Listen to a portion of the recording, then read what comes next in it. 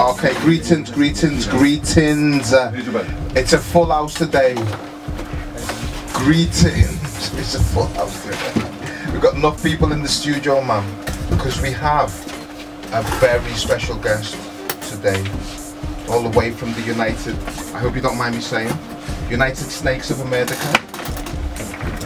Don't feel no way, because we know you're African, brother. We've got a very special guest, man. So I'm very grateful to have this brother here, because we heard a lot of stuff about this brother and now he's here so we can communicate directly with him. Greetings, brother. Would you like to come to the mic, bro? Okay, here we go. Peace. Come talking, let's see if we can get a level for you, brother. Sara, Suten Seti, enough respect, king. Black power. Alright. No said. Let's just make sure your mic's ready, man. Yeah. I'm good. So how was it traveling here, brother? How did it? Oh man, it was good, man. I slept half the way. Watched a couple movies and slept half the way. Yeah, I'm good. Alright, enough respect. Thank you for coming. And there's a big full crew here. Big up Mr. Riggs. Yes. For bringing Seti over. Thank you so much for that. On behalf of CC and People's Verses. Come talk, man. You know, if it wasn't for the People's Verses, we wouldn't be having Seti over here, because he contacted CC and brought all of us together. You know, and without that, things won't be happening. So the young lady over here, CC, come for a second. CC, come forward, man. Come forward, CC. Come forward, CC, the man. Because she's the founder. Pick up the only queen in the house, man. You always got to have one. The world of people in here, you know, man. It's like a sauna in here, trust me, man. Come in, CC, man. What was the inspiration to bring the Seti over? Man.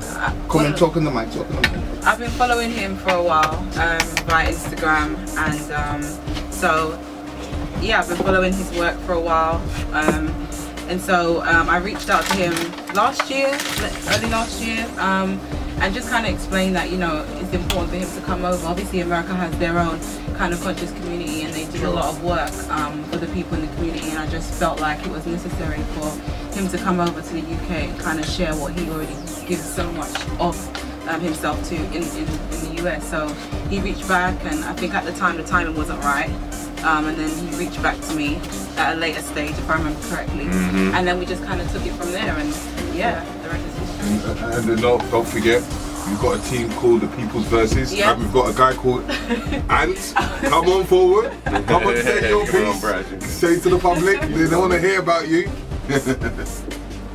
Yeah, I'm here, man. I'm just with CC. We're just. And they're doing great work. Just doing this Two thing, teams man, for the people, innit? We're being modest. And don't forget the one and only, JJ behind us. Think he can escape it?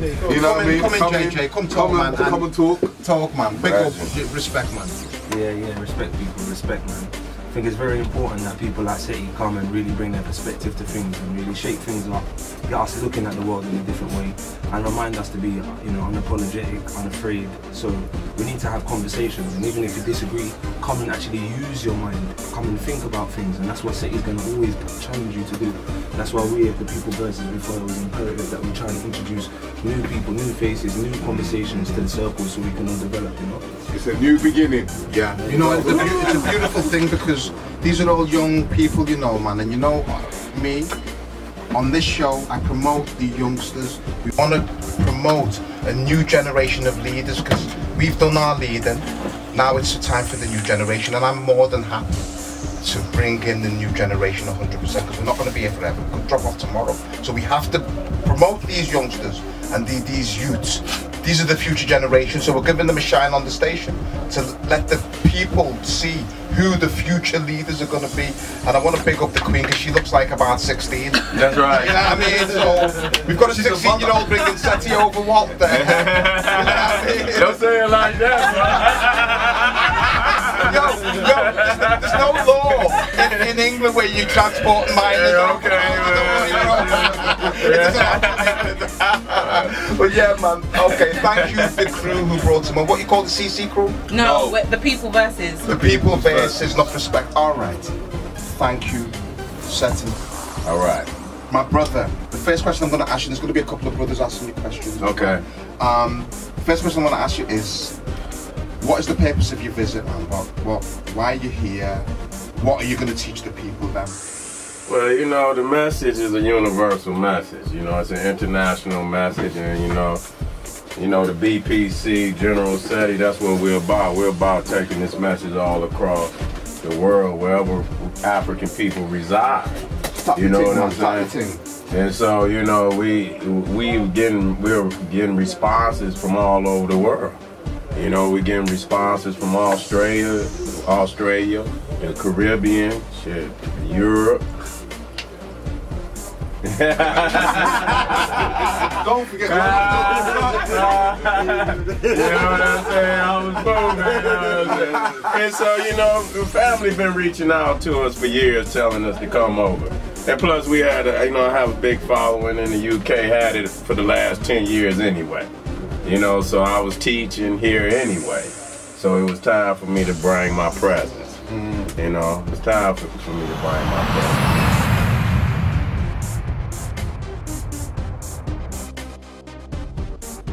And Seti, yeah, welcome. Thank you, bro. I'll ask you. My first question is, you're talking about Kemet, but when it comes to the language now, you said it can't be deciphered. So how can we get to that Kemet perspective if the language, we can't decipher the language? How do you? Well, you know what? Again, we're talking about a common understanding. I know people have a common understanding, but what our elders taught us is it's a secret order. And that you have to be initiated. And no matter what you think you see on the wall, that's not what the priest taught. So you can have a common understanding. You go onto the wall, you see some things, and you get a common understanding. That's all right. That's not what the priest taught. Because what I teach is that the power of those words gave our ancestors the ability to build a pyramid. So if you translate it, you should be able to duplicate it. And if you have not duplicated it, that's proof that you have not translated. You go on a show and they talking about the pyramid, you know what they say? How was it done? But yet and still you telling me you didn't translate it to metal nothing. Right. You double talking. You know what I'm saying? So, I mean, I understand that we can have a common understanding, a spiritual understanding, but that's for a common purpose. It is not what the priest taught. And that's what I'm being specific to, you know? So how can we move forward if we haven't got that knowledge, the divine knowledge of the priest? What is our way forward? Well, Dr. Ben showed us the way. Dr. Ben was taking brothers back, initiating them into the craft of Amen Ra. The craft is still in existence in the Nile. You know, you just have to be accepted in. But that's the way Dr. Ben taught us. He taught us that and if you are not initiated, you don't know. That's what Dr. Ben taught us. So I don't know how somebody could just by sitting up and just looking at the glyphs achieve what one would achieve by going under teachers for 40 years. I don't see how you do that, but you know, that's for somebody else to figure out. Greetings, family. Peace, brother. Peace. Yo, my name's MX. Yeah, you know, I used to have my own show on a different station, and you know, me personally, you know, I had a very, I'll be real, 100. I had a very anti-American rhetoric. Oh wow, that's what I love. Right? Already. Right. You're 100 here. Okay. But the one person I played 7 minutes to say. That's what I did every week. You're gonna get 7 minutes to say. Appreciate it. You know what I mean? And so, you know. But what I really want to understand is, what I really want to know from you is, what's your understanding of the black people in the UK? That's what I like. You know what? You know, this is a learning experience for me. Outside of, you know, knowing that some of the family, a lot of the family come from the Caribbean, this, that, and the third. I'm not as familiar with the UK, but I see what you're doing online, and it's not much different. in a certain way, you know, you doing your thing, but it seems to be the same, in the same frequency, you know what I'm saying? So 100. when I look over here, it's almost like if I'm looking at another city. You know what I'm saying? So, I mean, I hear that. Yeah, I mean, you know, I'd agree. See, for me, we're very similar, not the same. You know what I mean? But we are very similar in terms of the Black British experience. I mean, I heard you on a radio station earlier today, and one thing that you said was that, you know, that we are still, so the African American is still in the place where the white man left them, whereas the blacks that are in Europe, we all came here by choice. You get what I'm saying? That's right. So, you know, one thing I've struggled to, you know, there's a lot of people listening to us right now. I've struggled to even educate certain people as to there's a difference between, you know, what goes on in the States and what goes on in the UK. Right. Do you know what I mean? Right. Well, even with the training of the, you know, the slaves and how they did, you know, the North American, the British, and when they Willie Lynch, they had a different methodology because, you know, in the Caribbean, and you know, the Portuguese and Spanish were buying Africans in large lots, which allowed for greater communication, greater organization, so you had greater revolts. 100. But you know, when that white boy came to, Willie Lynch came to the slave owners, he said, this is how you break that, you know? And so they put an ill methodology down on our people, you know, putting every faction in the community against one another. Old and young, light and dark, skinny and fat, man. Any which way they could do it, you know, and then they were breeding certain types. Yeah. And it's been going on. That's genetic engineering, biological engineering. 100. Been going on since the slave trade. 100. Well, I'm gonna let my man Damage jump in. Yeah. Yes, I want to just take up on that now because we know, can't we break out of this now? We know the process that's happened to us, the slave mentality. Isn't there a way we can break out of that mold? Yeah, you're gonna break out of it by, you know, dealing with that beast. Because again, look what I just said. Look what I just told you. See, we ain't gonna get away from it. I ain't gonna let you get away from it, dog. You know what I'm saying? Because what I just say, they dealing with our brain. They're genetically manipulating. They're in the blood. They're in the gene. They're in the DNA. So you can no longer think when you speaking logic to a person, and you always wonder. I wonder why he can't understand me. Because he's being manipulated biologically, chemically. You see what I'm saying? They're in the cell, they're in the end. And so when they in your body and they changing the code of who you are, you can't just talk to nobody like that, man. You have to reverse that the same way he's did. You got to deal with that biological. So it's biological warfare. It's chemical warfare. And so unless you shut that beast down, having access to every faction of your existence, you're not coming from up under there. Well, how are you going to shut him down then? Huh? How are we going to shut him down? We ain't going to get on this radio and say it though. But it's a way. Okay. It's a way to dance, baby. If you want to dance, you can dance now. Don't act like you know, it's just the fear in us. And that's another thing within the American folk where they lynched and burned us, you know, until where they terrorized our people from even wanting to fight for freedom. They would rather just accept slavery than have to deal with that. You know what I'm saying? So we got to think about the tens of thousands of our people that were burnt, and that's terrorism. So what's the drive that makes you look at it in that way and puts you in a perspective where you're going to go and fight the beast? You know what, when I was coming up, I guess that spirit was always dormant in me. But when I started listening to Malcolm X, I said, I ain't never heard no black man talk like that. So intelligently and just powerful, and he meant it.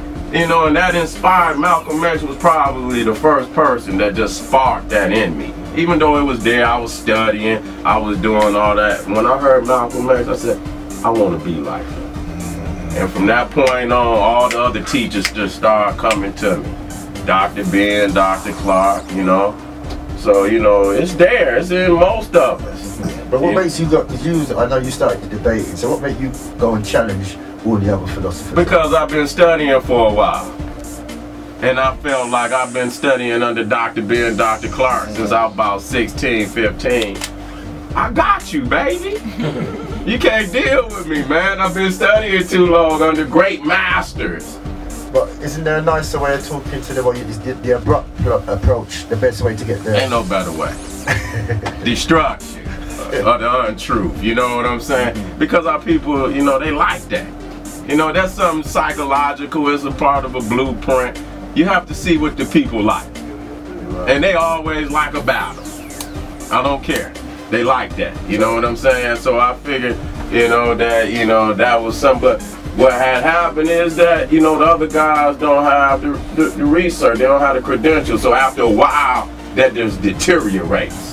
You know what I'm saying? It'd be something different if we had, a group of brothers and sisters that was on the level intellectually where we can have these debates. We can no longer have that, because I feel the only good debate I really had where it wasn't no drama was the first one, Suten Seti. After that, it was just, people felt like they had to throw slander at me to beat me. You know what I'm saying? There wasn't no intellectualism in it any longer. So at this point, I mean, that might have played out. So isn't there another way that, as well as the debating, that even the people that you're debating against, isn't there a plan that we can move together financially, and because we all need the same things, even though we have differences? we would think so, but that's just you tying your neck to the anchor, because Christianity been here 2,000 years. I mean, you had 2,000 more than I got. So I mean, if you can't achieve that within 2,000 years, and you had your time, Islam had its time. It ain't done nothing for the community. I don't care what they say. We got the righteous Negro syndrome, where everybody feel that they doing and burning incense. That ain't done nothing for our people. You'd have had 2,000 years to achieve that. And so I don't feel like us latching on to already failed systems. Sometimes you just got to cut it and move on. Like the brother said, you need to cut it.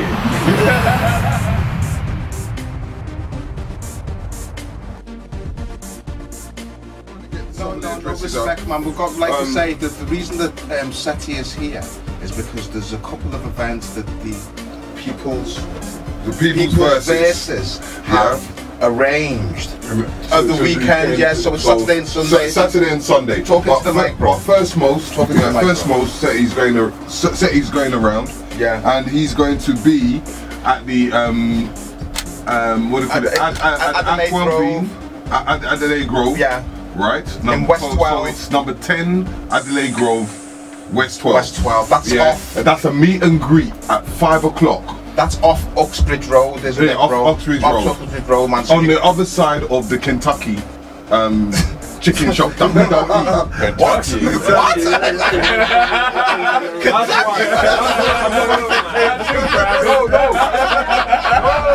No.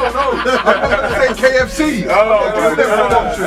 I'm not giving them promotion. It's okay, bro. Just say can agree. Yeah, no. Poison. Anyway. Yeah, exactly. But opposite it is where the natural shop where you can get your proper food and with proper products. That's right, and proper stuff from this shop at the Anquelby. So Seti's going to be there at 5 o'clock. And there's going to be... What day, King? What day? And that's going to be on the Thursday. The Thursday coming now. Yes. Beautiful. And we've got a beautiful chef there as well. Yeah, man. That can cook good food. But that's actually a beautiful shop. The sister, the Ivy, is there. She's a beautiful sister. Get down there, because I know there's a lot of people who actually wants to come here today. And come and... So we have to say there's too much people. But thankfully we've got a meet and greet. 2 meet and greets. We've got 3. Oh, beautiful. So the first one, let's just get it right first one. The first one's at 10 Adelaide Grove. West 12. If my memory is West 12, Shepherd's Bush. Off Uxbridge Road, and the tube station is Shepherd's Bush, man. Yeah. And then you could get on the Hammersmith and Hammersmith City line, yeah. Or you could walk from the central line, or you could take the overground on the other end. Yeah, but it's up Uxbridge Road, just so you're clear, man, when you get to the bush. Okay. Yeah. Go on. So then the second one is it's called Pansy. Which is Brixton Hill. Brixton Hill. That's 102 Brixton Hill. He'll be there anytime after 3 o'clock. on the Friday. Friday. Big up Clive and the crew, man. The Yeah, lightning and crew. big up Basil. Yes, the owner I. of the Yes, shop. I. Yes, I. Yeah, so and you was an old school name. and then later on that day, at 6:30 onwards, he will be at the Matt Hat Centre in Tottenham. Tottenham. Yes. Who's there? It's who's the event? It's for the respecting the elders. Respecting the elders. Harry Belafonte. And with Harry Belafonte. Yes. Yeah, so Sara Suten Seti is going to be there and he's going to say his piece, whatever it is, but it's all about meeting and greeting. It's all about us uniting together. Yes. You know, so the more we get together, the more we can see people, the more we can work together, is the more we can move forward. When that has been done, we have 2 great days of events. Right? We're going to have Pharaoh Allah streaming himself straight into the venue and able to talk to you, as well as we're going to have Seti live. So we're going to have music, we're going to have stalls so you can come and buy and spend on the Black Pound and then enjoy the company of Sara Suten Seti. So make sure you arrive as soon as possible. The first day on Saturday is from 11 till 4 and then on the Sunday is from 4 till 9. Don't be late because there's gonna be a massive queue. Okay, so let's get the address. It's the West Indian Cultural Centre. The West Indian Cultural Centre.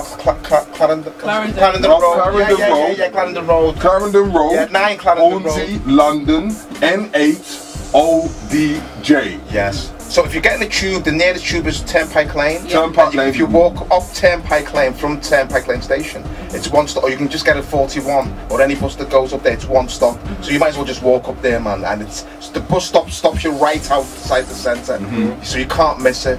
Yeah. And yeah, so make sure you are there because what time is Pharaoh going to be on? He will be on. He's first, yeah. He'll be on first. What time will he be on at? So that people don't come late because they will miss him if they come late. Well, let's get there. We are black, so be there on time. We are black, so I mean, come on, man. Yeah. You should So listen to the start at 10 o'clock, bro. if the event starts at 11, make sure you're there at 8 o'clock in the morning. Arrive there early so that you can queue and bring your mattress, bring your food, and bring everything outside. But yeah, make sure you arrive nice and early so that we can instigate and work together. Right? So can we just repeat them times again for people who may not have heard them, Mr. Riggs? Okay, so the timing to be there is on Saturday from 11 till 4. So try to get there much earlier than 11. Don't come there at 4 o'clock because the door will be shut. Or Sunday will be from 4 till 9, which is a relaxing day where you can just come from your Sunday dinner and come and relax at a beautiful event. Not to be missed. Okay, and tickets are available at Eventbrite as well? Eventbrite, you can go on Eventbrite, but if you can't afford to go on the internet or you're internet illiterate, just come and pay at the door. Beautiful. Simple as that. If you get the chance. If you get the chance. That's why I say come at 8 o'clock in the morning. So this is 2-day events, West Indian Cultural Centre, 9 Clarendon Road. Yeah. Hornsey N8 ODJ. And don't forget, Pharaoh is going to be streamed because he Both days would is love this, to be here, but the problem. Both days he'll be streaming. Yeah, and don't forget, we need to support our artists. Don't forget, we need to support our black people that have stalls and are trying for the best for our community. So by you coming to the event and sponsoring and paying and buying their products, it helps us to able to move forward. Because if you don't, we're always going to be in the same position that we're always at. That's right, bro. Ground zero. That's right. That's right. Okay, we're going to talk about that again anyway before the end, man. So we're going to come. Okay, so now we're going to bring back Sara Suten Seti. There you know, easy. Woo! There you go. Now I want to just discuss about. I hope you're going to talk about this God concept, Brethren, because I've seen some of your videos talking about the God concept. I think it's very interesting. I want you to just touch on this concept of God being the Son. Okay. Yeah, if you can, bro. Well, you know what? You know, we dealing with God. We dealing with the Creator, and the one thing that's specific about God, always have human attributes. You see, God walks through the garden, the hand of God, the Word of God, you know, the people of God. You know, He got all these attributes, you know, of a human being. And so, you know, we ask people, you know, where's this God at? You know, this good, and the God never show up. You know what I'm saying? Like I say, I leave, but we have to separate God from the Creator. You know what I'm saying? God is a man-made creation, because he created this God with all his own attributes. He see the God as he see himself. So when you follow a God, you following a concept created by a man.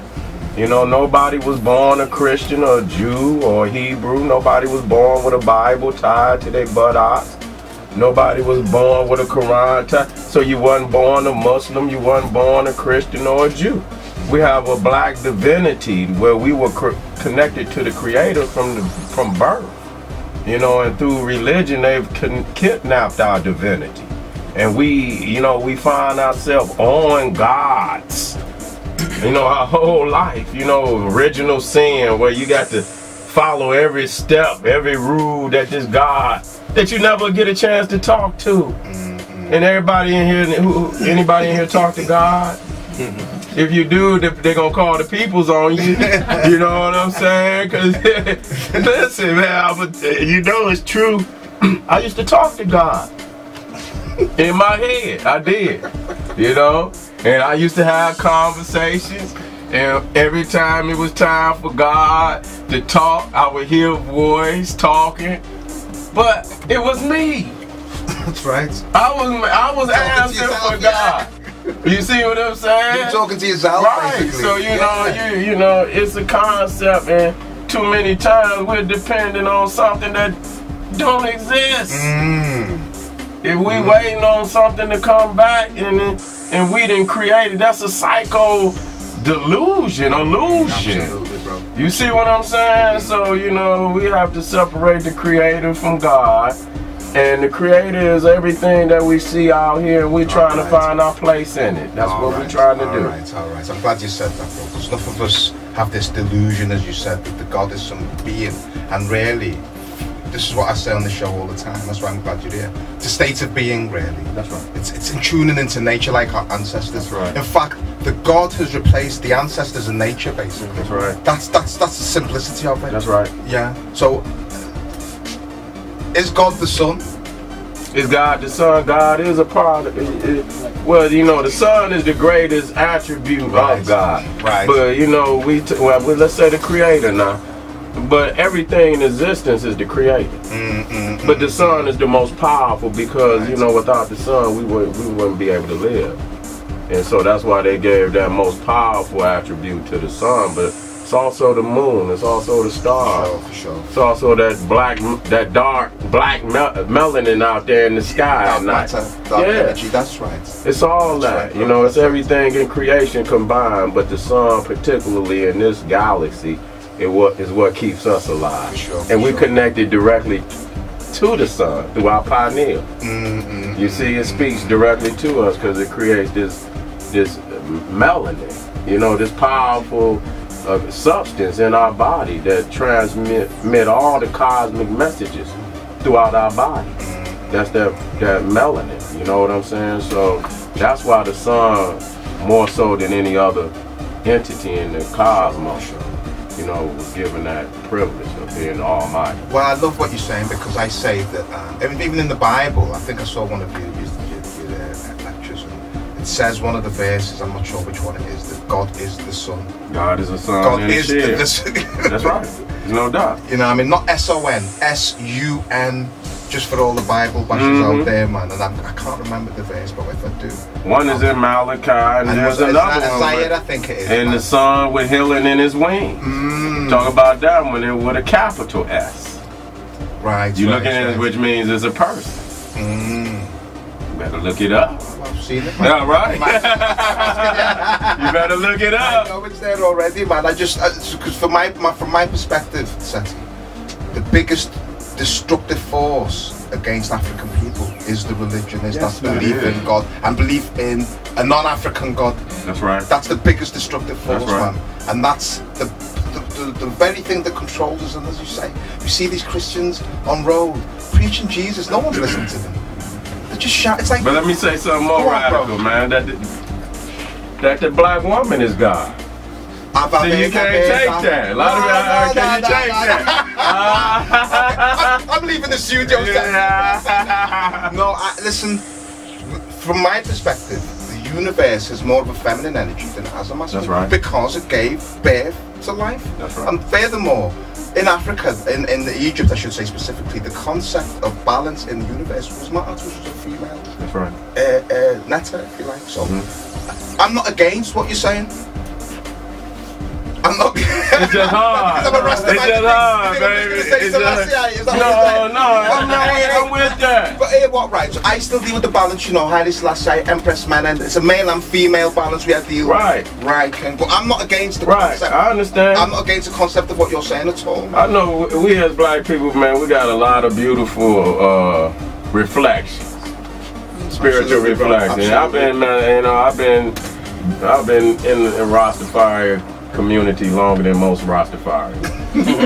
I mean, I'm just being real. Most of these communities in the black power community, whether it be the Nation of Islam, I've been in them so long that when I come around, I might not have no dreams. They treat me like I'm one of them. Yeah. And then I've been to Shashamani. I know what the... For sure. And I love the concept of Rastafari. I love it. I love the fact that they have... Africa is the Holy Land. Absolutely, bro. That's what I love about Rastafari. Absolutely. You know, there's an African deity for right. them as well, which is what we've got to get back to. Look to Africa for our divinities, That's not right. Europe or Arabia or any of those places. That's right. You know, so yeah, I'm loving what you're saying, man. I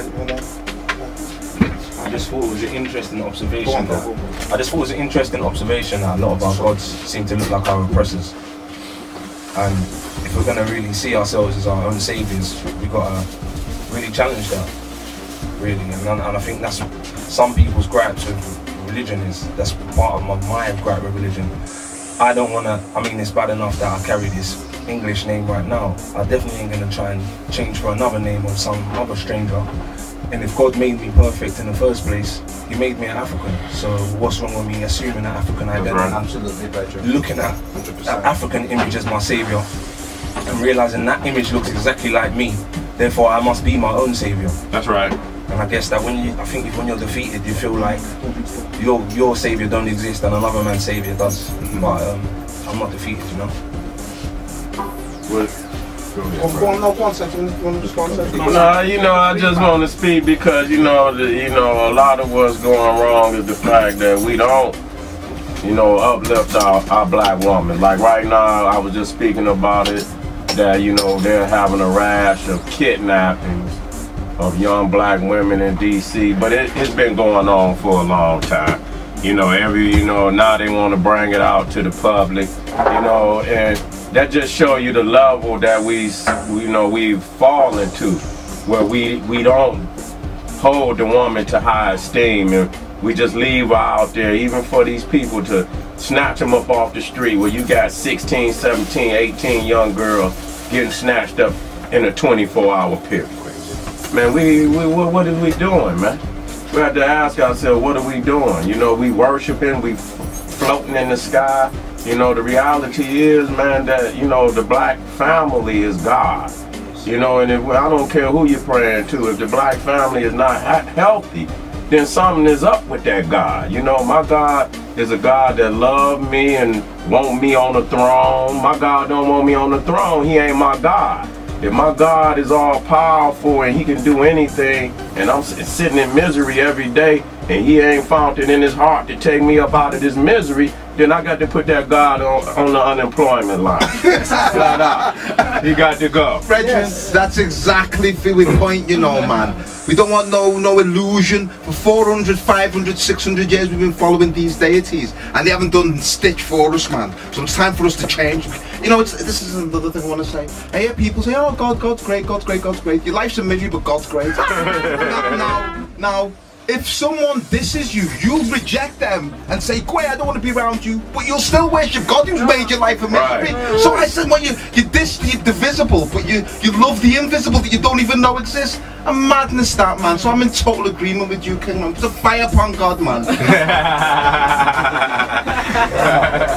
Yeah, I'd just like to just step in as well. What it is, if we got to look at that we're letting another person decipher our own language for us, and that's a part of the problem. Look at the word religion. The root of the word religion is bondage. So when you're looking at even the words telling you you're back in bondage by following a religion, and they're looking at we're letting them decipher the hieroglyphics for us. We read in pictures. We visualize things and write in pictures. We didn't worship the pictures, just like they've written the Bible with letters. They're not worshipping the letters, so they've seen our pictures and they believe that we worship the pictures, where the pictures are just cosmic principles of our divine nature. I'd rather worship the pictures than worship a white man. You feel me? You know what I'm saying? So we just got to get up out this crocatosis and this, this niggeritis and all these other diseases that we got that's plaguing the community. A lot of the reason why we accept these religions is because first we worship white people. You know what I'm saying? If your Jesus ain't white, that ain't the right Jesus. Now you go get that black one and put it up on the wall. Grandma don't want that one. She don't want that one. She not going to even play no game. So that just show you how deep. I saw a picture, it was over in Africa. I don't know if it was Ghana, and it had maybe 8, it was about 10 of our young babies. They might have been, from 8 to 12, and they took one picture together, and they was dark black. You know what the young girl had in her hand? A pure white baby doll. And see, that's the thing that's killing us. We can go in Africa where you got, I'm talking about dark black nations. And you see them white Jesuses up all over the nation. That show you how deep it is, man. And what do you say that would do to the psychology, and what is this? That's crocatosis, man. That's what crocatosis to us in English? Man, the worship of white people. Everything that's divine is white. Everything that's black is whack. See, that's the niggeritis. So once you start the crocatosis, then you end up with the niggeritis. Because you got to justify worshiping something that don't look like you. So then you have to look at black, and then you have to spit on black. Everything, that's the Uncle Ruckus. Y'all ain't there. You're making it up. You're lying. You ain't going to never be nothing. You know you ain't nothing. So what you sitting up there making this up for? Anytime you try to put some black facts out here comes somebody. Oh, y'all lying. You made it up. They just can't accept it because it's in them to be who they are. It's down in their psyche. And it's a lot of our babies and a lot of our, elders and a lot of our people who still believe that like that right now today. You know what I'm saying? All over the African world. So we are at war with that imagery because like Dr. Clark said, imagery is power. Those who control your images control your reality. Yeah, and if you look at the word image, you see it's a game on the eye game. That's right. Same letters make up the word image. And they're letting us, if you look at the word focus backwards, it's suck off. So they make us look at things in black and white, so we don't see the middle ground. And if you're buying a car, the last aspect of the car that you can use is the color of the car. You've got to use all of like your energies, your principles, your strength. This is what we're supposed to be using. The color, we've got that already, but they're making us focus on something that we don't need to focus on. That's their problem. When they say black, they see what they be lacking. That's right. Hey, I hear you. Hey, with that. Hey. Let me jump in. Bring some heat, baby. What's going on, family? Alright, so I'm going to take you just a little bit back as MX, so you said like the black woman is God kind of thing. Now my thing is I don't really agree with that. Alright. Alright. And it's not because I have a problem with black women or anything like that, not at all, far from it. But what it is that when I look at let's say like right now in England, London, we got a problem with like stabbings right now, yeah? Okay. We got young black boys stabbing each other. A lot of them are raised by single parent mothers. Okay. And I've heard people, I've heard people kind of say this in the States as well, you know what I mean? Like Chicago, there's a lot of just like mother only families, and these youths are growing up killing each other. So So my thing is, it's like, raw. How can it be so? Because there's so many, you know. Okay. How can it be so? How can it work like that? Let me explain it to you like this. Number one, everything that the black woman is and has become is because her man have not afforded her the protection and defense. Now you got these babies being kidnapped. You can't say nothing about the woman. Because anytime you could put up 64,000 of our women is missing, it's only one person you can look at, the man. How is somebody coming inside of your community, kidnapping 64,000 of your women, 30,000 of your children? See, that's the lack of man. Now, if you're not affording the woman the protection or the defense to raise her household right, you can't speak on that. See, she's becoming what she is with the lack of the man taking care of his business. So yeah, she failing in a lot of things. She doing the best that she can too. Because just like you say, you know, there's some brothers out there that's wrong and this, that, and the third, and they've been raised, but I was raised by my mother. And you know, so you got some women out there doing tremendous jobs, you know, trying to do the best that they can. Yes, man. And you know the brothers ain't there. Yo, I mean 100, I mean, you know they ain't there. I'm from a single parent family, so you know what I mean, I'm not saying anything that I haven't experienced myself. Do you get what I'm saying? But it's just like, alright, let me ask you another question. Do you think a woman can teach a boy to be a man? Let me ask you that question. You know, I don't believe that, you know, a woman, but I do believe she could do a good job. I do believe it because number one, you come from her. You can't tell that woman can't raise you and she birthed you. You of that woman. You know what I'm saying? So, you know, a lot of times we say things, we don't really look, and we expect that the father is there. We expect that's the best way to have it. But many times the woman have to take over, just like with the Kandaki queen. They don't talk about them queens when they took over and ruled for something like 500-600 years. Where the woman was the queen was the premier of the royalty, not the king. You see what I'm saying? And a lot of times them sisters have to take over. But this is where it boils down to, bruh. Ain't no way you could be here unless you come through the womb of that African woman. 100. And so on that right there, she's God. 100. Flat out. 100. Now, you hear what I'm saying? Now, when we get here and the reality forces her and us to live, you know, against ourselves, where we're not being, that's a part of the society, but it just doesn't change the fact that she's that element that bring, until we get here, we don't know nothing. We don't even know our father until we come through the womb. All of that is something that you gain as you grow up, and somebody say, this is your father and your mama and your daddy got together. Other than that, all you know is mama. You know when you know what I'm saying? I hear what you're saying, family. 100, yeah. And I'm a father myself, so you know what I mean. So it don't take nothing from us. I know that my role is fundamental to this whole thing. You the king. You get what I'm saying? You the king. Alright, so I'm a king, but I'm worshiping. You worshiping your mama. See, this is where I'm gonna see what the brothers try to get out of it, because they are trying to, you know, equate something that the woman, any woman, when you see Isis, Aset, and you see her, it's the Holy Mother. We talking about your mama. Now, any man that think he greater than his mama, something wrong with him, man. I don't care what he, you know, when you come out the womb, man, you want the breast because you know that's your nourishment. That's why you see headed root, the cow, the nourisher, the provider. If she does not nourish you or provide for you that nourishment, you wouldn't have one thought. You wouldn't have a thought. You know, you're absolutely right, Seti, and I say this often on the show, that I think Dr. Ben might have said it, that the kingdom of heaven is the woman's breast and the woman's vagina. Heaven is between a black woman's legs. Simple as that. Simple things. When a baby's born, first the man has to go into the vagina. That's right. For birth to happen.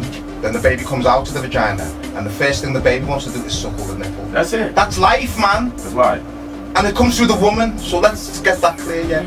And then the man wants to go back in the woman. and the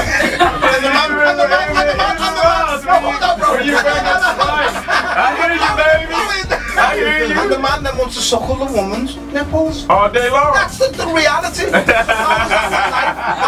How's a woman not life? The woman gives life to the earth, man. It's as simple as that. And you can't deny it. And it don't make you less. It don't see when it doesn't make you less of a man. It don't do that. It don't have anything to do with it, because when that woman, she see you stepping up and doing, she gonna support you. Sure, if you support that queen and taking care of her children and taking care, she is gonna support you.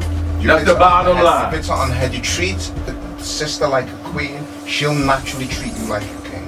It's just as simple as that. And we have to get this clear.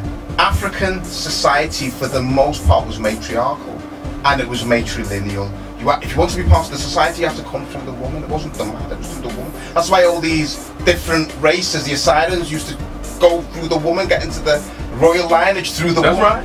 So we have to recognize the power of the woman. And you've said something important about the Makedas in Ethiopia. The Kandakis, the Makedas, yeah, absolutely. Also, the only people in this world who've got a history of successful female leaders is Africans. That's true. So we have to recognize the importance of the female. You can't belittle it's a patriarchal mindset because we're living in the West that we belittle a woman. We have to come out of that and raise up the queen back to where she's supposed to be. Simple things, man. And the killing part about it, Willie Lynch said that. He said the only way to change that around was to change the mind state of the woman. That's what Willie Lynch said, because she's gonna teach that to her son and her daughter. Just like when the brother, if the brother, you know, he get his little money on Friday, he don't get that money to the queen, go gamble the money, come home looking sorry, you know, but when he get that money to that queen and she feed them, she gonna buy everything the household need, the son, the daughter, she gonna take care of that. You know, so when you take care of that one, and then when you fall down, when the brothers fall down, what the first, if times get hard, and you know, where the first place you gonna go? Mama house, grandmama house, daddy you got a house. Or to your wife and rest your head on her breast, basically. If you ain't got a wife, but you know, but it's back to the black woman. Absolutely, 100%, man. Grandma. Never take that away. I want to say, we're in tune to Conscious Radio. My name is Ras Minty.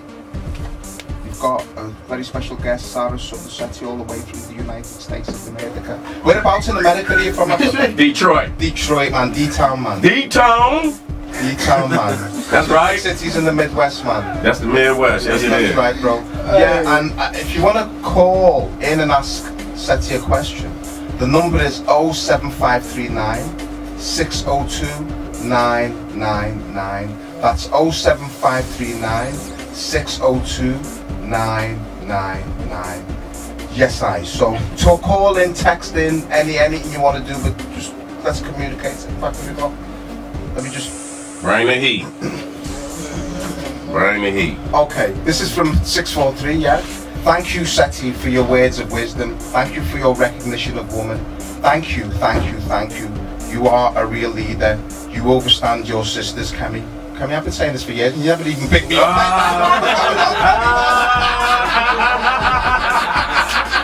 Yeah, thank you, sister. I appreciate you. Kemi. Thank you so much for that, man.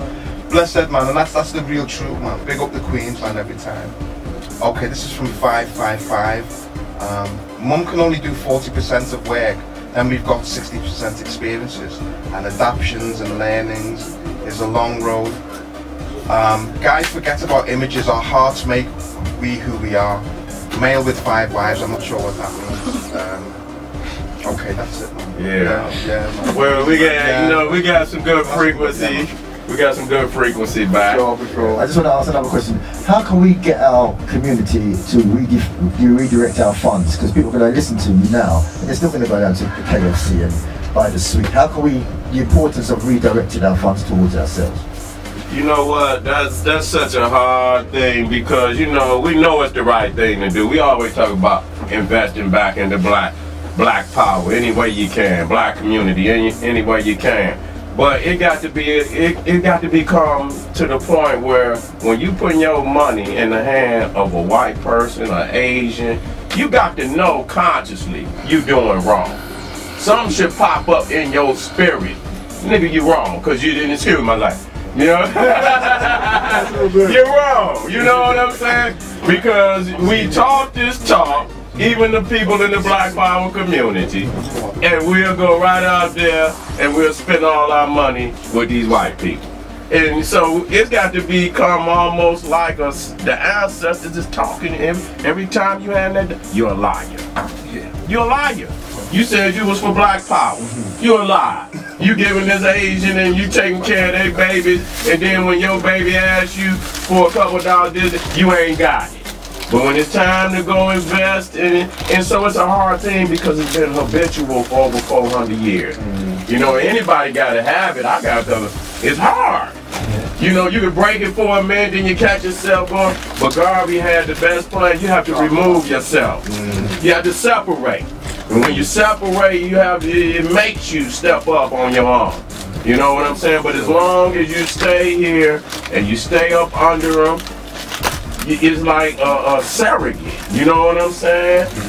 That's why another reason why we have not revolted to the extent, because everything that we need to survive, from our water to our food to our clothing, they give it to us.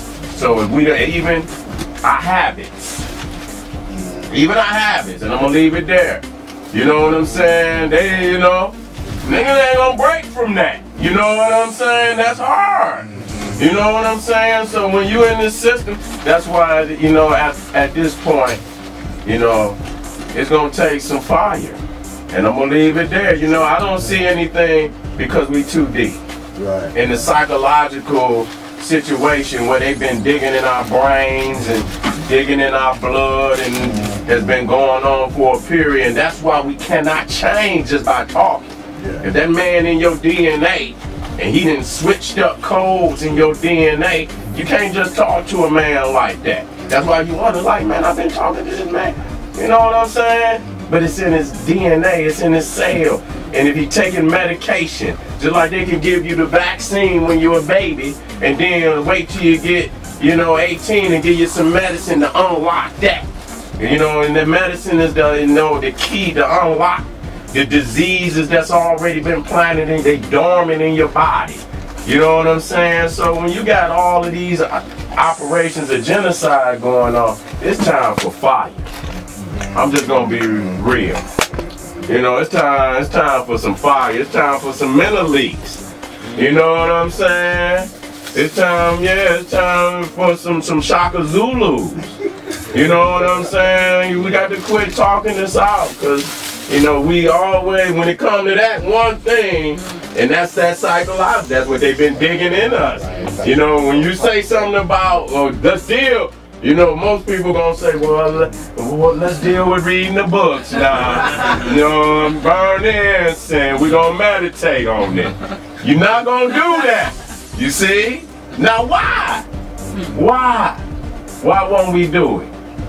Because of the terror, because of the mental manipulation, psychological, and even the biological engineering going on in our body. The chemicals that's in our body is chemically changing us to where we would never go against them. They are, these white people, deep. So, I'm saying, so what are you going to be bringing to the table on the Saturday and the Sunday? What the first one going to be that, you know, we're going to get on that Madu now. And we need to. Because that's another, you know, I mean. What's the title again? The False Teachers of the Madu now. Can you give us a little sample of what you're, I mean. a preview? Well, you know what? I already I done gave you the if you ask me a question, I'll answer it. Right. But you know, our people, just like, you know, we did some damage. There's no doubt about it, because it's quiet out there. Because when you look at what we presented the first time, it was facts. Right. Now when you deal with the methodology that Champollion created, it's a transliteration. Means it's supposed to be written. It's not supposed to be spoken, because it doesn't have vowels. So the people add vowels at their own discretion to create a word. Right. Okay? So just like you say amen, it don't have to be amen. you added the A, you added the E. It can actually be almond. And I just go with that. Hear me out, you hear me? Yeah, but I'm just saying, with that you say vowel, the vowel to L. It's all wrong regardless, but I'm just showing you one aspect where I call him based on the white man. Yeah. All of it is wrong, but the fact is, even in his methodology of a transliteration, it's supposed to be written. It's not supposed to be spoken. Okay? You add the vowel. Okay? So a lot of words have been created to make it sound like something else. Where it sounds like the Hebrew word. I'm with you on that because vowel is a promise. That hurt. L is the spirit. Okay, that hurt. Yeah, so. Because there's no amen. It's M-N. Now, you have to understand, I was looking at one Pharaoh, and I had 5 different Europeans. And when they added their vowels to it, it was a different word.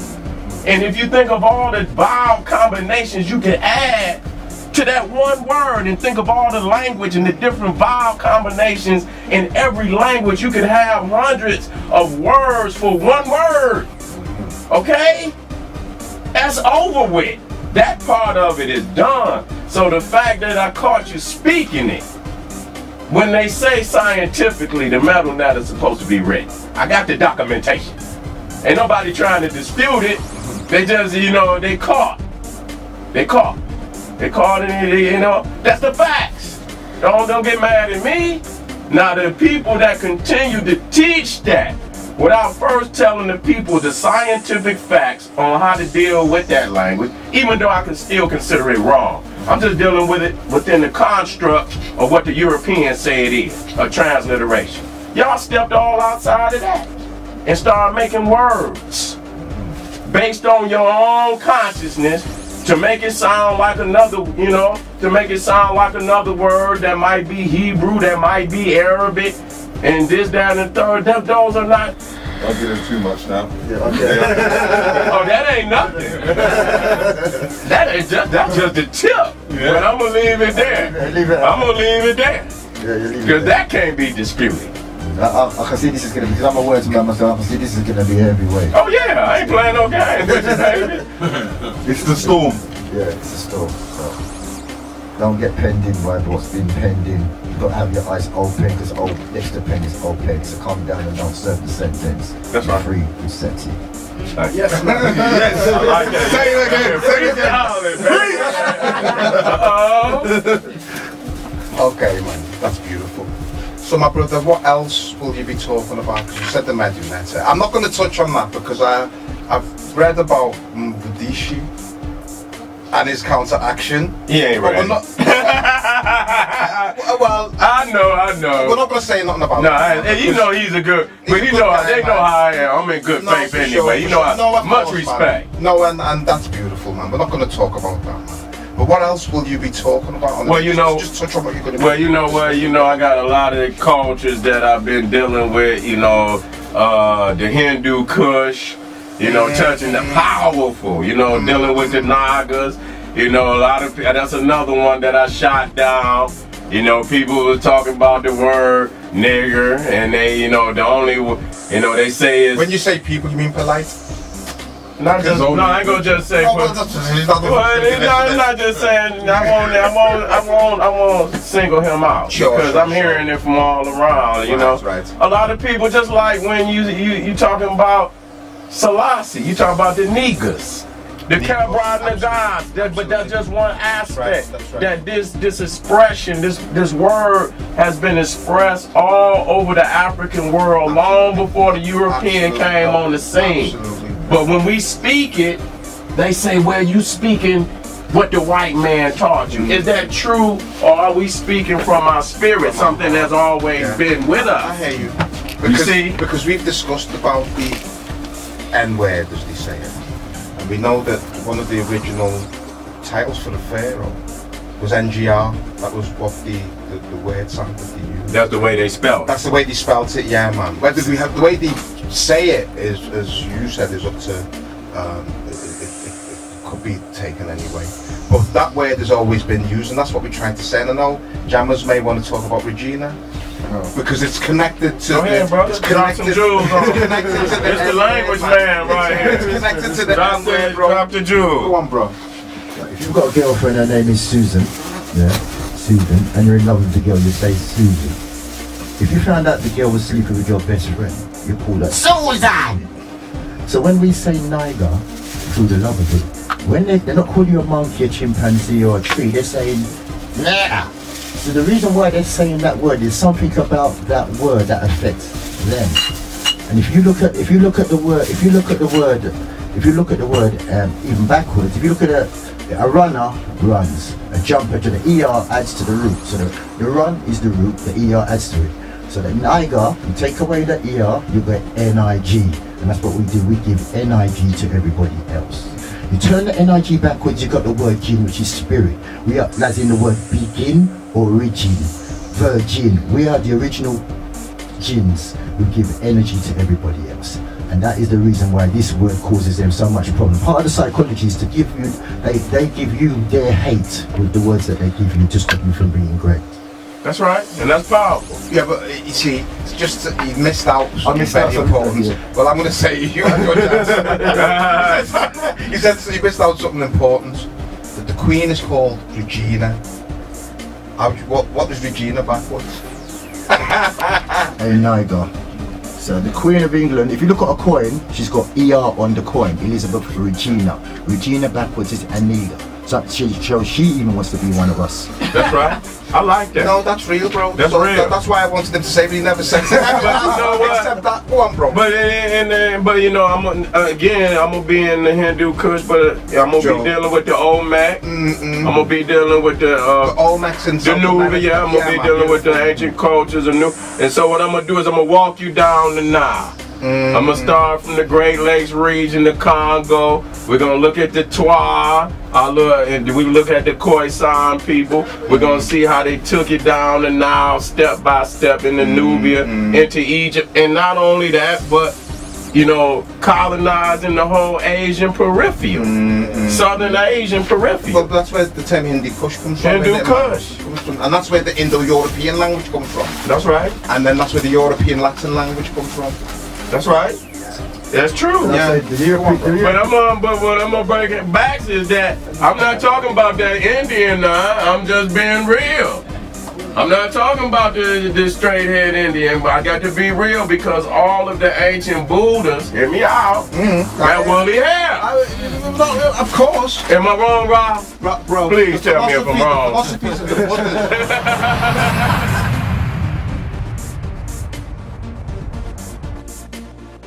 Banging on. And as you said, Brett, Garvey, because you said Malcolm X was your first hero, and we know he was a Garveyite, his father was a Garveyite, and when he left the nation, he was philosophy, although the nation's philosophy is a Garvey-esque philosophy. It is. He became more Garvey-esque with the connection of African brothers in America and sisters in America with Africans on the continent. That was really his what he was promoting. That's right. And I think that you've said it again, man. Garvey's got the black print, we call it here, bro. The black print Garvey's got, which is the first is African pride. You've got to be proud to be black, man. Never mind whether they like you or they don't. I love being black. Right.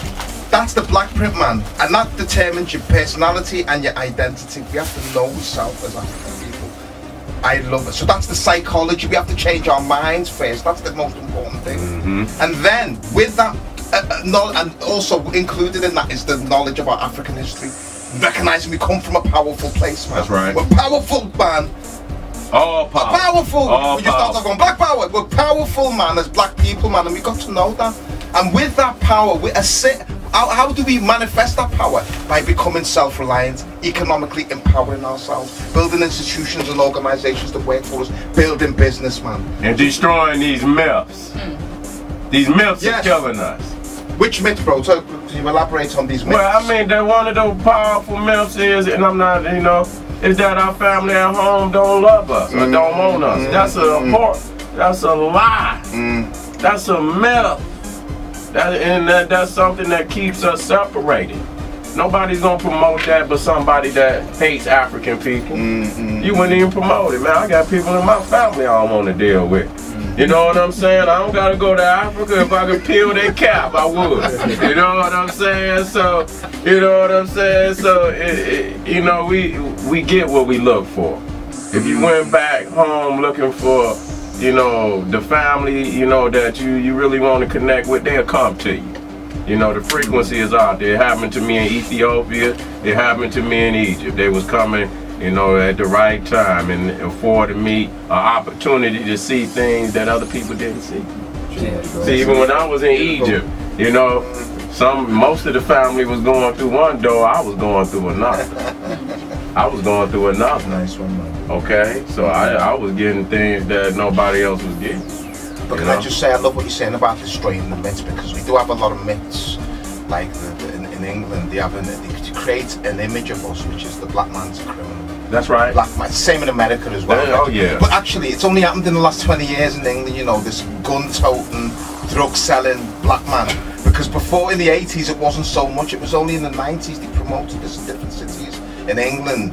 And we have to destroy that myth, basically, by raising kings and raising queens, man. So I think that's something very important. And the negative imagery they have of this strong black woman. Black woman is strong. She is.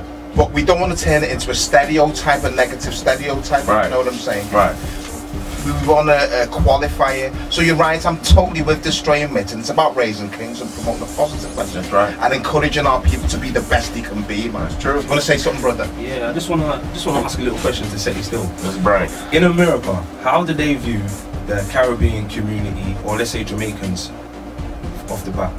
I heard a rumor that they view them as being like hard-working people. I've even heard them allude to that in lyrics and stuff. It depends on what part of the United States you come from. Like the Midwest, we don't even, you know, the Caribbean not in our talk per se because we so far over. You know, that's probably more of an East Coast thing. You know, and you probably get a straighter answer for somebody on this. And though I deal with, you know, people from the islands all the time, I don't have that, you know, I don't have that type of concept. But that might be more of an East Coast thing because that's where most of the Caribbean, where they migrate, that's where they migrate. Okay. Because the reason why I'm saying that is because I found it interesting how what it seems to be to me is that they're viewing Jamaicans, Caribbeans as hard-working people in New York.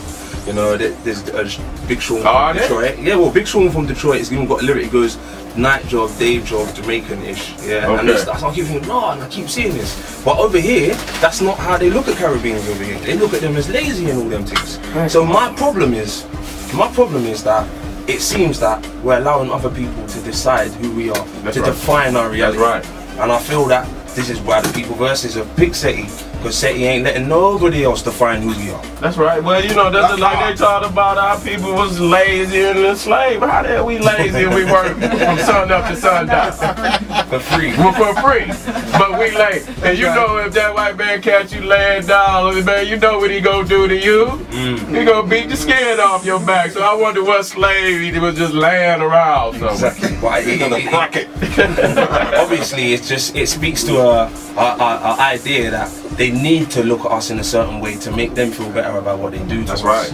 Yeah. So if you allow yourself to fall into the traps of being everything they want you to be, then they're going to step up section 2 on the project, which is the execution of whatever they want to do on you. That's a setup. When they destroy your image, that's a setup. Then they can do whatever they want to. Absolutely. That's it. Well, you know, you just said something important there. That's how they justify attacking the black community, because they make us look like we're less than human. That's right. And we deserve to be brutalised because he had a gun and he was trying to kill police and he wasn't doing that. But just keep on telling the lie over and over again. And that's the same thing, man. I think what we have to do as well, we have to start listening, because the master deceiver is telling you to your face what they're doing to you. We just don't open our ears and hear. The brother said define. They're taking over. D means to take away. So when they define something, they're taking away what's fine. When they say describe, they're taking away the script. When they say design, they're taking away the sign that it's cheap clothes that we're walking around with cheap made. That's why we're walking around with a closed mind. I like the way you break that down, brother. But Seti, I just want to take you way back. What made Seti Seti? What made Seti Seti? What made your character what you had? The relentlessness, you know. I don't turn back. I don't turn back. Was you like that when you was little? You know, I had to grow in. You know, I was always aggressive now, but you know. Was what? Aggressive. Aggressive, okay. Yeah, but you know, this is something different. You know, I had to grow into this because I had to find my place.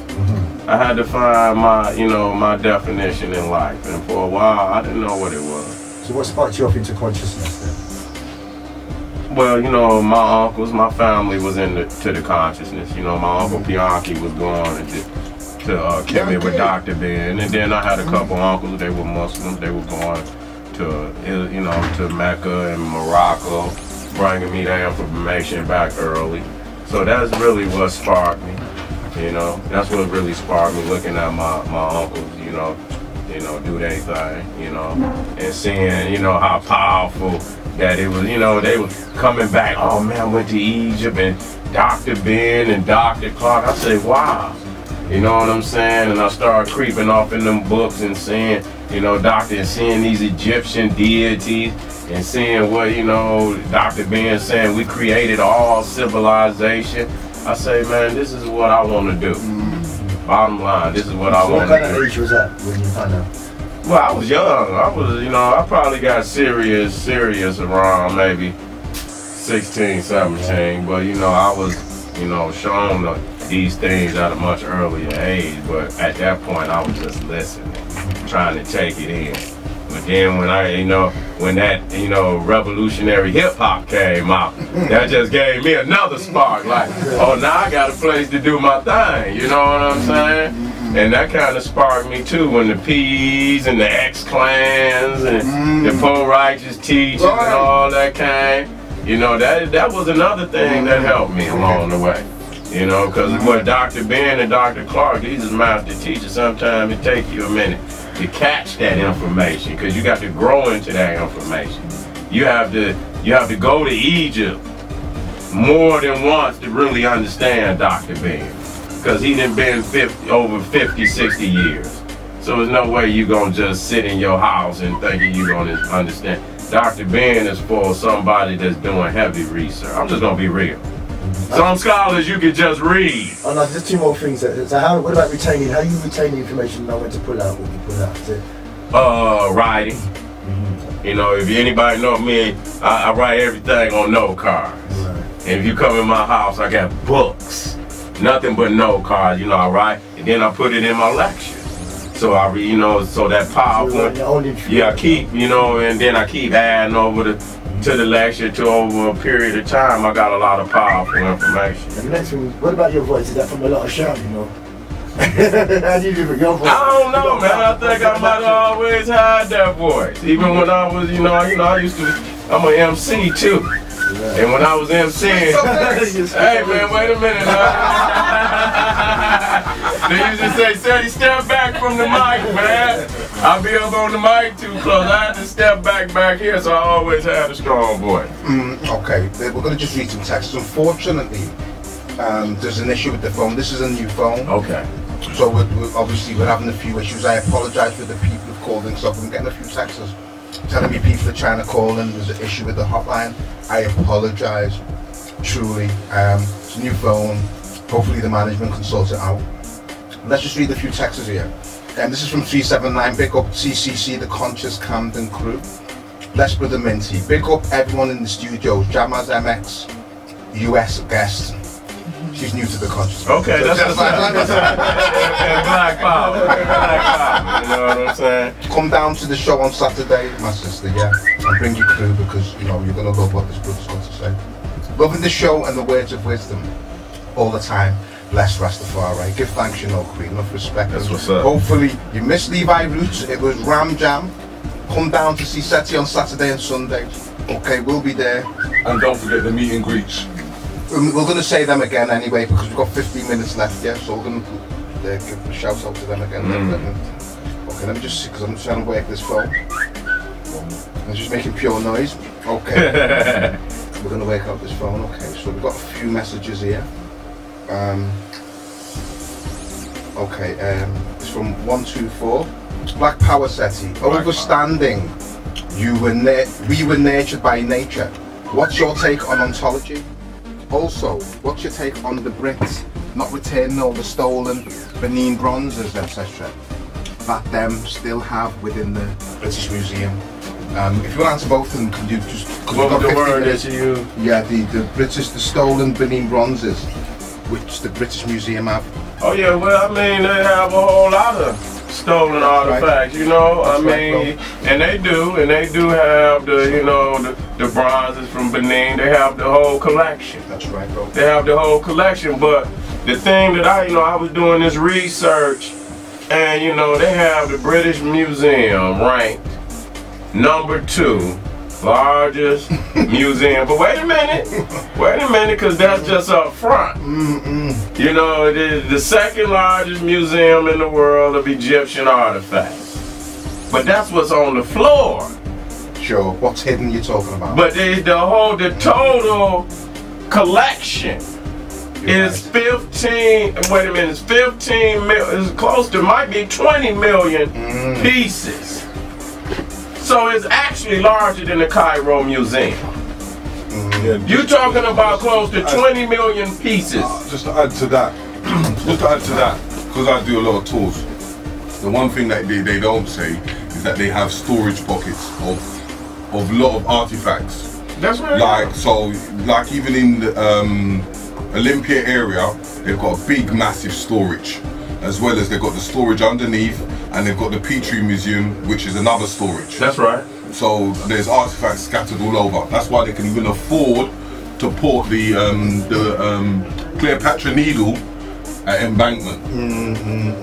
No, you're right. I had a friend who he went to, I think maybe the British Museum, and after the Keep in the Gas. This is back in the day before people really knew about it. And he said, we don't have it. And then he kept on persisting and said, okay, if you're in university, go and get a letter from your lecturer and then we can show you it. So you have to be in connection with certain people to see the secrets, what we're talking about. The thing is if you do your research and you know what you're looking for, they'll open up to let you find it. Yeah, absolutely, bro. But if you don't know what you're looking for, sure, then the doors will be shut. Absolutely, bro. Absolutely. Okay, let's just get on with these texts, man. Yeah, well, okay, they got a lot of thieving artifacts in their possession, you know. All the time, bro, man. And that's all they do is teeth out things. It's not the people, then it's our resources, man.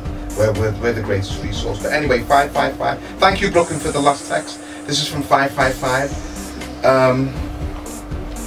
Okay. It says, yeah, I think this must be Raskas. Yeah, I want home and upgrade old crumbling family roof. To us, our family home get passed on forever. I'm not sure what that means. If you can clarify that, I think I'm not sure what that means. This is from 365. Greetings, Rasminty. I am enjoying the show with the brothers Seti, and I am from Ghana, and my slave castle visits often made me to feel the struggle together. Love African anywhere on the planet. Keep the good show, and the show's the way to connect with each other. Ras Jadon. Thank you, Jadon. Enough respect, man. Unity. There's a missed call. Sorry, 426, man, but we're going to try and get the phone sorted for you, yes? This is from 082. Bless up my great African brothers. Great show. That's from 082. Thank you so much. And from Empress Lee. Greetings, brothers. Thank you for the informative show tonight. Have a blessed evening. Thank you, Empress Lee. Enough respect to you. Let's see. We may have. Okay, we've got more messages here. Wow. Okay. This is from 555. Never worry, it's ancient. Okay. Somehow we also today's art that was stolen in the future. My brother or my sister. 555. You have to try and make your taxes clearer because we don't get them. Okay, let's see. Okay, what? Okay, maybe that was a dropped call and missed call. But the phone seems to be working now, so if you want to call, you've got 10 minutes to ask Seti a question. Yeah? Bring the heat. Bring the heat. Okay, it says 8 messages here, but okay, that's from before. Alright then. So we've got 10 minutes left, so let's talk about the event again, bro. Yeah, let's give people the information about the event. And then we'll have some last words from Seti, man. Enough respect. Yeah, we're gonna have some last words. Oh yeah, well, yeah. Come on, Seti. Well, family, I love you. I done came all the way from Detroit to see you. Come on out and commune with your family. Come on, because this is going to be big for both communities. The Black America, Black UK, we need it. We need to reach our hands across this water and unite. And we are probably the two strongest of the, you know, the communities around the world, and the Caribbean too. And so we have to do better in supporting one another and bringing this energy together. You know, we can't do it separate. We can't do it separate. You know, and so being that the UK is a big influence on Africa, I know this. We have to utilize that power. Yeah. You know what I'm saying? Yeah, so I'm here. Yeah, he's here, and make sure you come and greet him at the Anquelby, Adelaide Grove in Shepherd's Bush at 5 o'clock on Thursday, or meet us at the Pansy Brixton Hill, or you can meet us at the Matt Hat Centre at 6:30 on Friday. Okay. So make sure you're there. Make sure you get the information. Make sure you unite. Make sure you work together. We need you to come down and celebrate what London is about.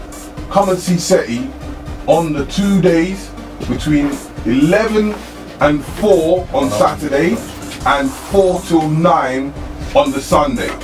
And if you miss out on that, you can even come and see us in Hyde Park at Speaker's Corner.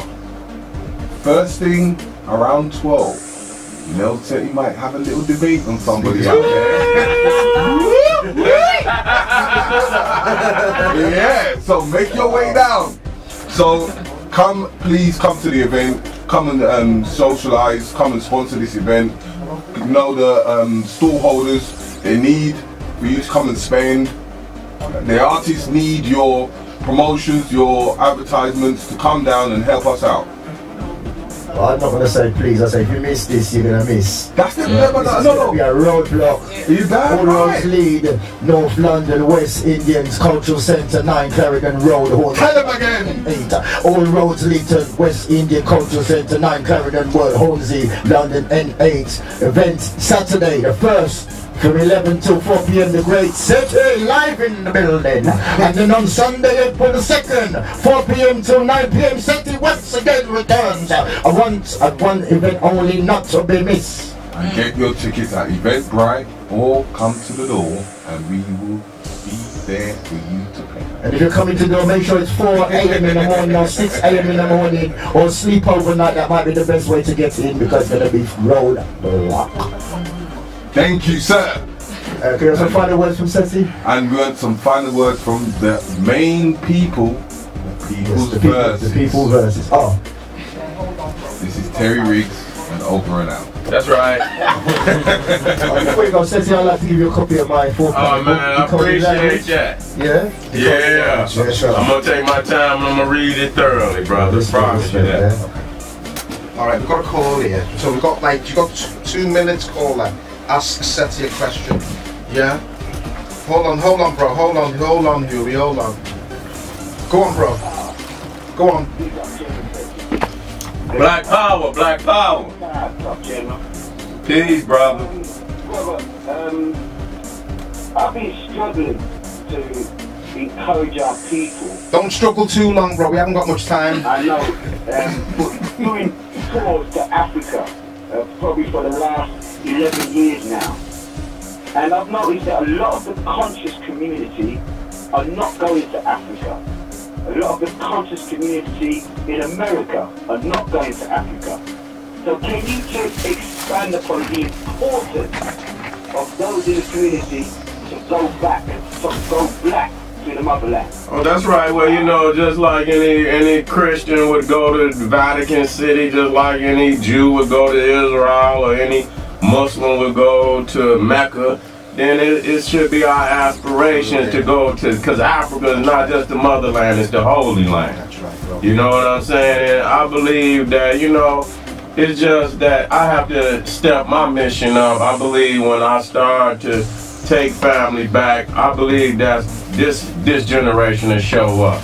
I don't believe that, you know, many of our people are familiar, the younger ones, are familiar with the old heads like Dr. Ben and Ashrod. And Ashrod Quasi is a giant. Massive. He's a giant, you know what I'm saying? But yet and still, you know, he's still on the you know, the edge of, you know, the last generation. So when I step up and start taking family back home, you'll start to see that it'll be a resurgence of African people going back, you know.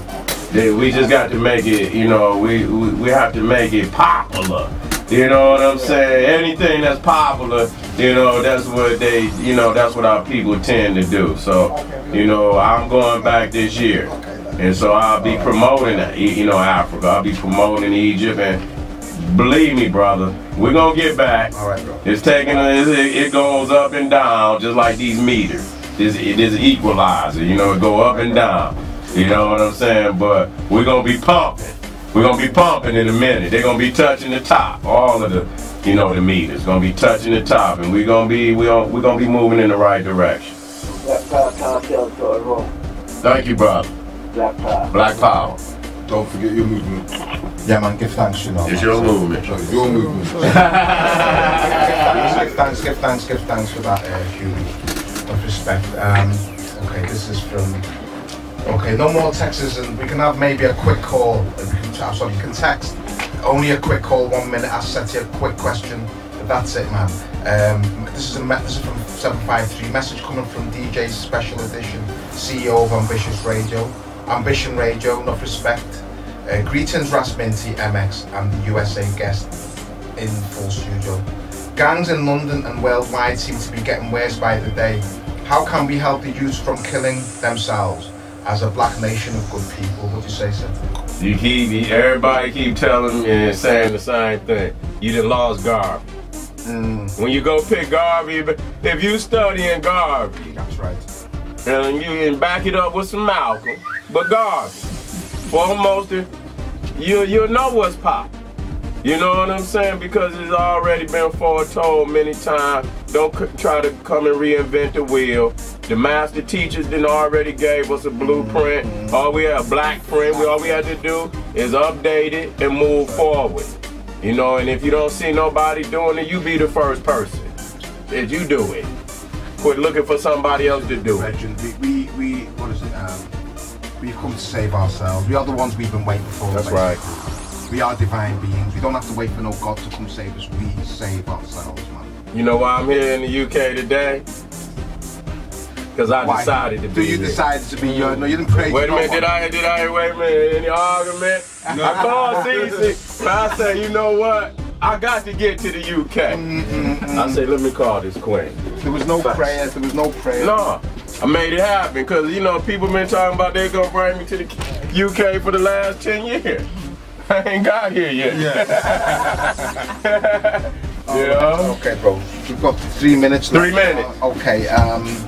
First motion. This is Angie. That's a long one, man. We're going to try and say quickly. Black power, black power. Greetings, my brothers, and rise up to our brother Seti. Our brothers and sisters must visit at least once as a pilgrimage. Africa at least once. AJ have been working collectively. We are catching hell in the belly of the beast, and the chickens are coming home to roost. Why are we afraid of Africa? Africa's calling and rising by the second. We travel to Gambia at least 3 times per year, and the plane is always full of Uzungu. They love Africa and still raping the land. Own your power and proclaim what you already have. Peace and light, Sister Angie AJ. Thank you so much, Angie. Blessed. Powerful words. Powerful and this words. is from 278. Peace and more love, my brother. Got in late, but refreshing to hear Brother Seti talk without kissing. Wait a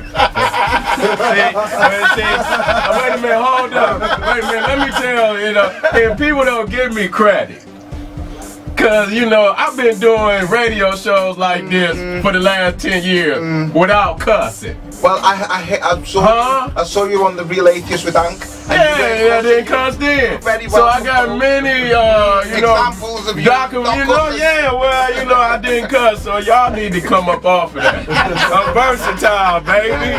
I'm versatile. Got to be. Yeah. All right, bro.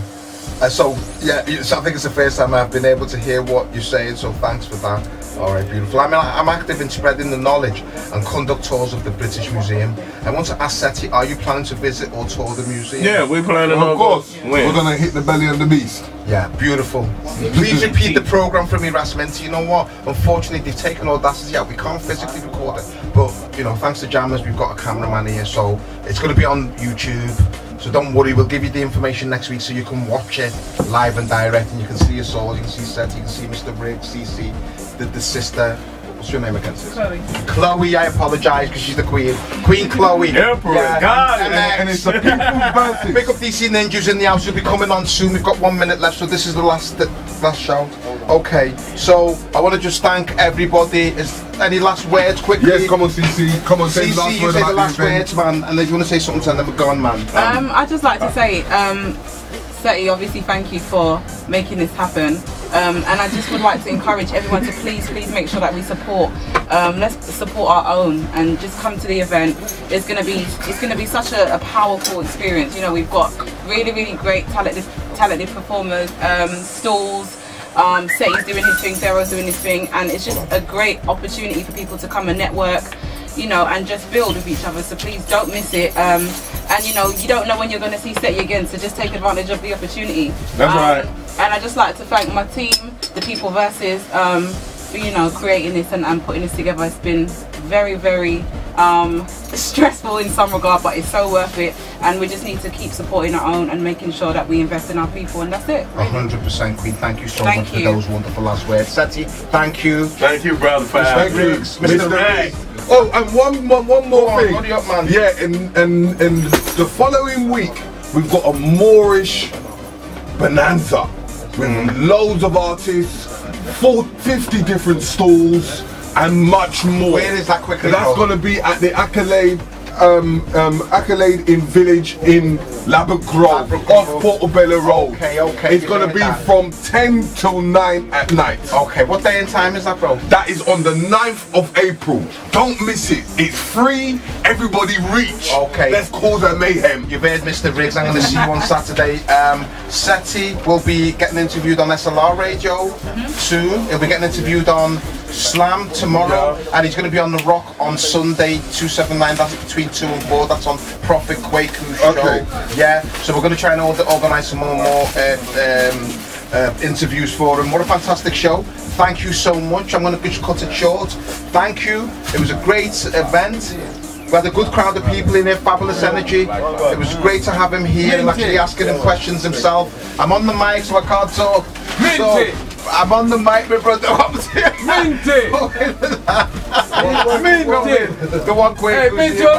Say something quick, man. Oh, them shut down the show for 10 o'clock, man. What kind of summer conscious No, stop it, man. Stop it. Hey, the show for going 1 o'clock. Stop it. 1 o'clock. Stop it, my brother. Stop it, man. We want to pick up the management for giving me the opportunity to have a show. Enough respect. And as we said, Kwaku's here. He's going to be Seti. Yes, Israel. Seti will be on the show on Sunday. Enough respect, man. So we're going to call it that. So until next week, my name is Rasminti. This is the Rise to the Occasion show. Rastafari. Act 1, scene 1. Done. One just start. Seti, live in London. Yes, I give thanks, you know. Thank you, brother. You okay, Israel? Enough respect, you know. I want it. I want it. Yeah, I want it. I'm okay, thank you, sir. Thank you.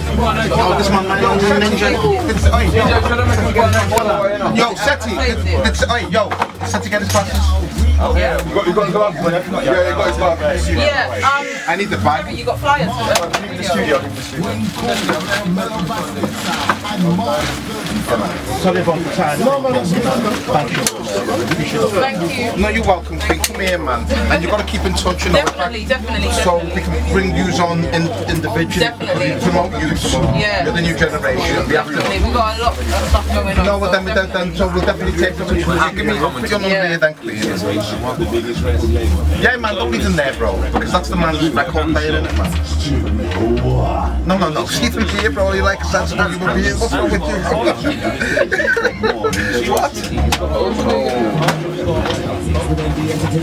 You know, Oh, You gotta open it for Zion.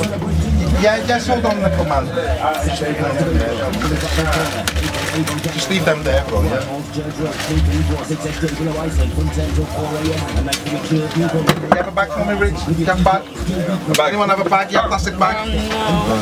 Make sure you put your bottles in the bin. Don't leave no bin, no bottles up in here, you know. Put you the people's thing as well. Yes, you see people's thing. Blessings, King. Lovely to meet you, man. I'm gonna go and look into the things you're talking about, and I'll get the name of your book from Seti, and then I'm gonna purchase it still.